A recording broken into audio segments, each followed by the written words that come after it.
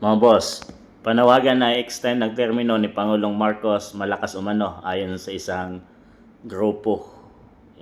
Malakas ang panawagan na extend ng termino ni Pangulong Ferdinand Marcos Jr. ayon sa nasabing grupo.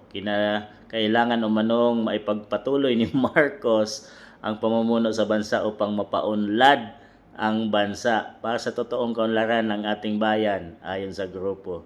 Hindi naman posible na ma-extend ang termino ni Marcos kung walang babaguhin sa saligang batas na mag-aalis sa term limits ng Pangulo. Matandaan, ang nasabing grupo din ang nananawagan na gawing Prime Minister si Marcos na maaari lamang matupad kung magkaroon ng pagbabago sa Constitution. Boss, ang pangarap nito ay matulad sa kanyang ama na umabot ng 20 years. Nakita na natin kung anong pinanggagawa niya ngayon after 3 years ng kanyang termino. So, kung ma-extend siya at manatili sa kanyang pwesto, ay lalong magpapahirap sa mga Pilipino at bansang Pilipinas. Ngayon, talamak yung corruption. Billions at trillions ang pinag-uusapan dito mga boss na pera ng mamamayang Pilipino. Pangalawa mga boss ay lumalaki ang utang ng bansang Pilipinas pero walang nagagawang proyekto under PBBM administration. So marami sa mga proyekto ng nakaraang administrasyon ay hindi tinutuloy ni PBBM. Bakit? Dahil wala nang mga budget mga boss at di natin alam kung nasaan na napunta ang budget.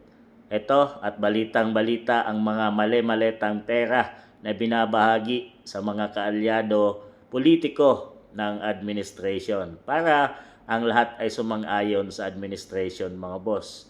Ngayon, may problema ang ating mga OFW, marami ang naipit sa Middle East at hindi makapadala ng eroplano at hindi alam ang gagawin ni PBBM at sinasabing hindi nila makakapadala ng eroplano doon dahil sa sarado yung airspace. So talagang yun ang kanilang mindset. Pero marami na sa mga ibang bansa ang nakuha na at nakapadala ng eroplano doon sa Middle East. Kung ganon ay pwede naman pala. Pero dito, ang ating bansang Pilipinas ay wala pang aksyong ginagawa mga boss. So marami sa mga nakikita natin ngayon at gusto na ng mga mamamayang Pilipino. Halos kadalasan ng sinigaw na ang tagal na matapos yung dumating yung 2028 at mabago na ang presidente ng bansang Pilipinas.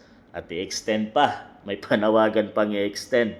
Mga boss, papayag ba kayo at sasang-ayon na baguhin nila ang saligang batas dahil yun lang ang makakapag-extend kay PBBM na noon ay tinutulan nila yan. Yung constitution mga boss na baguhin na nagsasabing yung limit na 6 years na isang pangulo ay babaguhin nila mga boss. So yan ang ating antabayanan at siguro kung kayong tatanungin ay papayagan nyo bang ma-extend pa si BBBM na sinasabi nila para mabago at mapaganda pa ang bansang Pilipinas. So kayo na musga mga boss.